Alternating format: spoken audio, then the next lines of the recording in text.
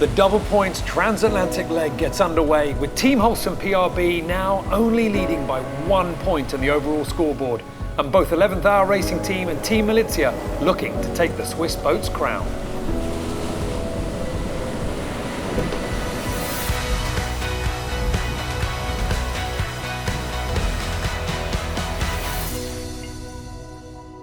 Welcome to the Ocean Race Show. Leg 5 is underway, an 8-day sprint back to Europe. Now, it's a relatively short leg considering the legs that we've seen already in this edition, and the intensity has been high straight from the off, largely because our sailors know that there is little room to catch up if you make an error in the early stages.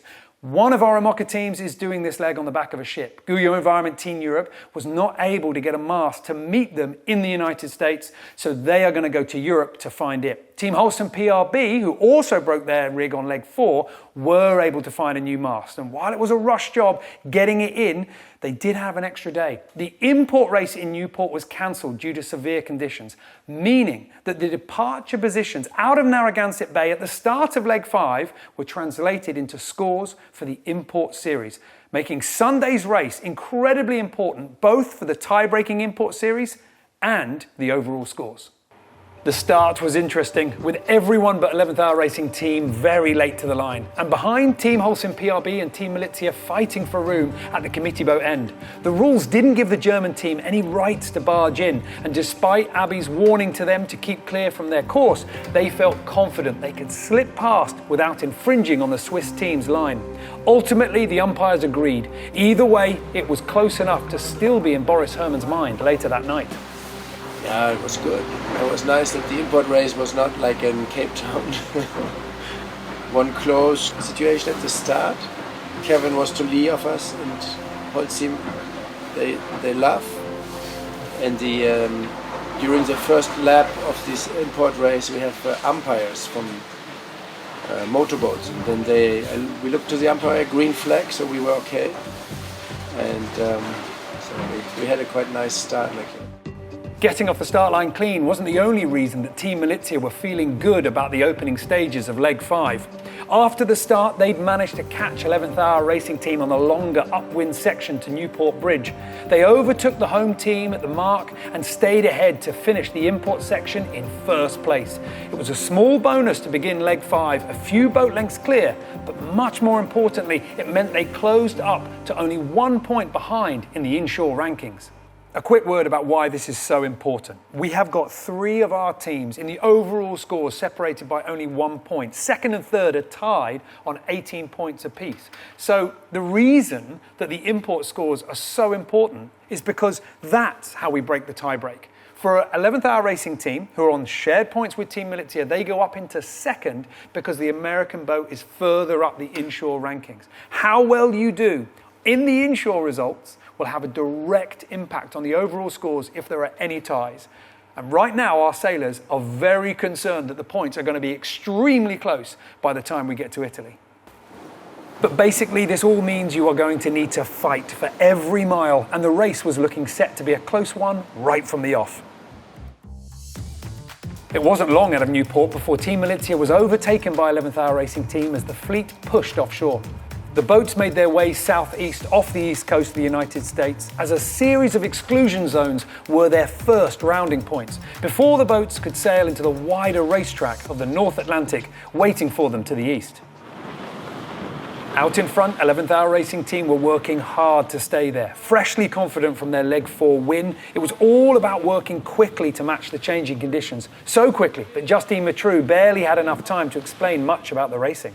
Juju, nice to be back out here. Yeah, it's good, and quite easy conditions to get into it, so can't complain. Good conditions for deck work at the moment. Heading north means enjoying those kind of temperatures while you can. Juju, this is the warmest peel we're gonna do. New sail up, old sail down, and it's back to trimming and pushing forward. The pace of this leg has definitely started high right from the off, but it's not due to strong winds, it's rather shifting conditions. fickle breeze and that shifting balance point of the boat constantly changing. Add in the exclusion zones as well, and it adds up to very tricky navigation. Now, 3 of our teams have brought in some new big names in IMOCA sailing to try and help with that. First of all, Jan Ellis for Team Milizia, one of a few people to have won the Solitaire de Figaro 3 times. I take some speed, a little bit.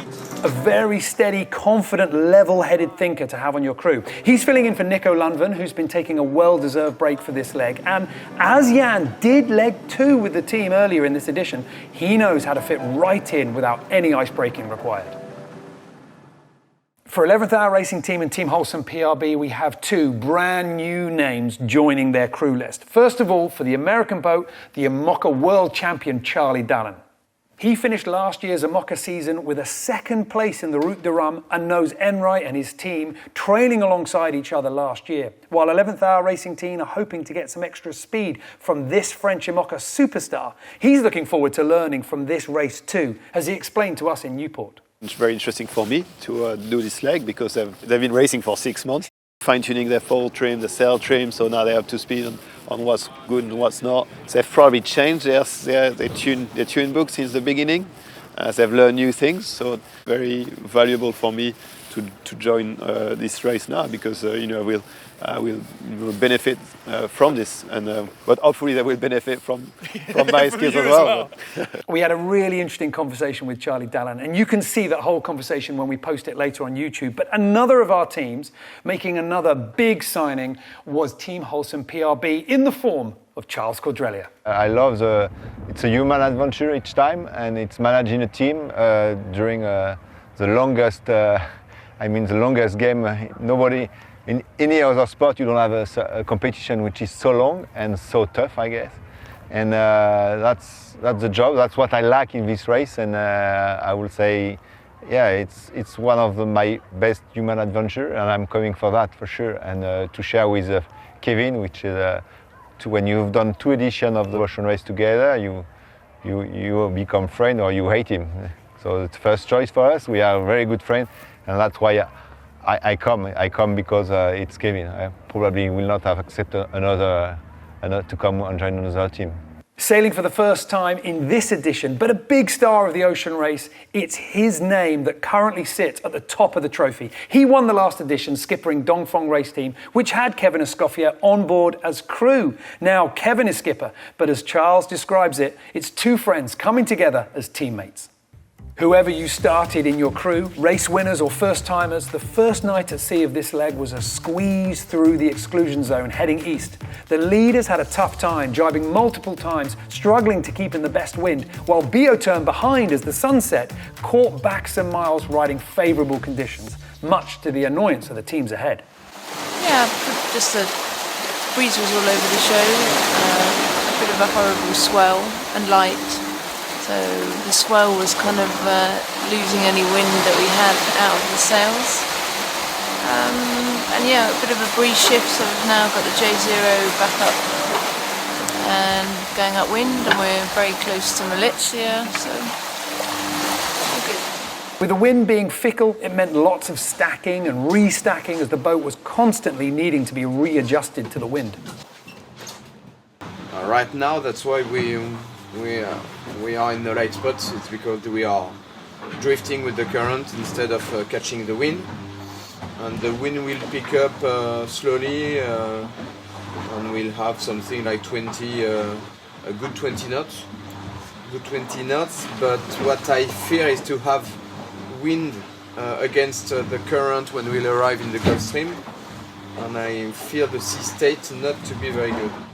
What did Kevin Escoffier mean when he said that they were reaching along with the current and therefore had less wind? Why does the current affect the wind that you have? Well, to find the answer, we're going to use this book.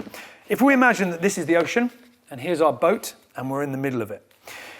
When the wind is trying to get to us, if the current is dragging us away from the wind, then less of it is going to reach our sails. We're always going to feel underpowered when the current and the wind are going in the same direction.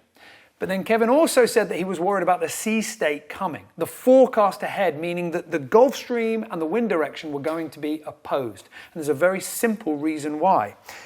If you imagine that that same body of water that was flat and calm before is now being dragged back towards the wind. At that point, it's almost like a head-on collision. It's very easy for the wind to dig into the surface of the water and put a lot of energy into it, building up enormous, steep, rough waves, creating a very bumpy ride for the boats.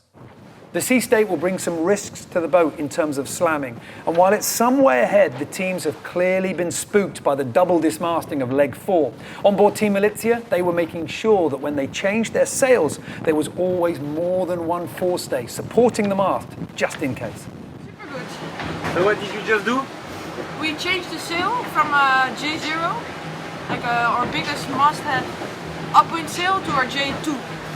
And while we were doing that, the whole sail was doing the same. And now we put the safety cable up. In case something happens with the J2, the mast will stay up. And we stack the sail on the windward side. Okay. So all thing behind and in front? I left our. Yeah. A fierce race, but the sailors are also looking out for each other and the other creatures in the ocean, which is why Boris Herman was quick to report a whale sighting to Team Holcim PRB just behind. Exactement, maintenant il y a une baleine, 200 mètres sous notre vent, juste pour vous informer. Mettez les yeux dehors peut-être. Ouais, merci Boris, on vient de taper un truc juste avant, nous aussi, on avait un truc, on avait pris un poisson dans la quille, c'est pour ça qu'on s'est fait une petite marche arrière. Ah ok, j'ai vu ça la marche arrière. Okay, je pensais que c'était une erreur, I guess. Okay, stand by on 16. Be safe. And The back down for Team Holcim PRB complete, and Sam Goodchild swung the keel up to the side, checking with a tiny endoscope camera to see if the keel was clear. Although they had lost miles doing so, it was worth the cautious approach, as the good news was everything looked clear. I think we've won. I think it's good, yeah. The wind began to build and the speed rose with it, as for the moment the current and the wind direction meant a flatter sea. Team Holcim PRB in third at the start of day 3 was settling into their new mast, and the numbers were giving them reasons to be confident they wouldn't be in third for long. We're faster. Yeah? We're a bit higher and a bit faster. Okay. So I've come down a bit. Sure enough, despite the uncomfortable ride, Team Holcim PRB worked their way past their nearest boat, Team Militia. Boris Herman was unable to match their performance for now, and back in third, he could also feel Bioterm coming back into the mix from behind. Out ahead, 11th Hour Racing Team stretched the fleet as the wind built through the day and into the night, the sea state increasing too, but still allowing the boats to hit impressive boat speeds of over 25 knots, with the conditions keeping all our teams on edge. It's really volatile and it's really windy, so we just gotta kind of feel it out. Wind in the mid to sometimes high 30s, and we just experienced a 40-degree shift in 2 seconds, so you can imagine what that does to the sea state in a place that's already quite treacherous. So we're just trying to ride it out. Charlie wasn't actually half asleep while he was giving us this update. He's actually looking over the shoulder of Amory Ross, the onboard reporter, and navigating at the same time. And because the conditions are worsening, that's where his focus should be. Those little butterflies in the pit of your stomach, the nerves that tell you that maybe you need to start behaving a bit more cautiously, should never be ignored. And that's exactly what Charles Cordrelier on Team Holcim PRB was doing. So we are just behind a low pressure, a small one, secondary low pressure. There was 2 options to pass, manage to catch it and pass, but I don't think we'll do it. So I think we will follow it for a long time. So the wind should be very gusty and very, very variable in direction. So it should not be an easy next 12 hours. We just changed sails. We were fast with J2, but we were pushing a bit too much the boat, I think. So for safety, we swapped to G3. It's a bit slower, but we want to keep the mast up. Keeping safe while also putting the hammer down is the key. When the sun came up the next day, the mast was still up on Team Holcim PRB, but their speed was impressive too. The boat hitting over 30 knots, riding over the waves as the foils had enough speed to easily lift the boat clean. Knowing how to make the boat fast but keep it within the safety limits was a challenge on Team Malizia too, sitting a few miles behind. Yeah, the boat is going well. It's very uncomfortable and you forget these unpleasant moments. I was just thinking the last time we had this was probably in the Southern Ocean. Yeah, that's true. Also the color of the sky and the grey weather like this. Yeah, it's very uncomfortable. But Rosie is still smiling. Yeah, I love it. So what's your speed limit, Rosie? It's not defined yet, but we did 33 knots. Okay. Every now and then we get a nasty wave and a bit of a nosedive, but yeah, just trying to manage our pace really, have enough sail to go fast enough and be competitive, but also look after the boat a little bit as well. For the sailors in this race, they are used to the boats being worked 24 hours a day with no need to ease up for rest, as there are other crew members ready to swap in and keep the pace high. Charlie Dallen's expression would suggest that he's still getting used to the idea of being so close to the limit in these conditions. That's good, you know, when you're sleeping, you hear the boat screaming at 30 plus knots, and when you're eating as well, you know, whatever you're doing, you know the boat is still going fast. That's good. It's always a good feeling to hear a fast going boat. Sounds like you're enjoying having some friends on board. Yeah. Maneuvers are super fast. Great atmosphere on board. Everyone is enjoying the ride, and it's been going pretty well so far since we started. So in Newport, sunny Newport. Now it's in on the cold Newfoundland banks. We just sailed by the Titanic, and yeah, it's getting a bit colder. We've got hunting hats out, and yeah, I discovered that my warm jacket stayed on land, so that's a little disappointment for me. But it's okay, I've got plenty of warm clothes, so sure I'll manage.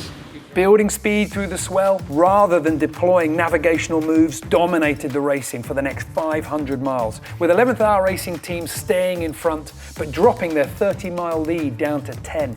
In second was Team Holcim PRB, with Boris Herman's Team Malizia in third and Bioterm in fourth, slipping back another 50 miles over the day. With our four IMOCA teams heading north, the temperature is set to plummet. And while the opening stages of this leg have been largely a drag race, we can expect a crucial decision about how the teams are lining themselves up on the best of the breeze to blast off to the east. And remember, this race, these scores that are at stake now in leg 5 are going to have a huge impact on the scoreboard. We're only 3 days into this leg, and already 11th Hour Racing team have set the pace. But Team Malizia, Team Holcim PRB and Bioterm are all pushing hard to catch up. We'll have to see what happens.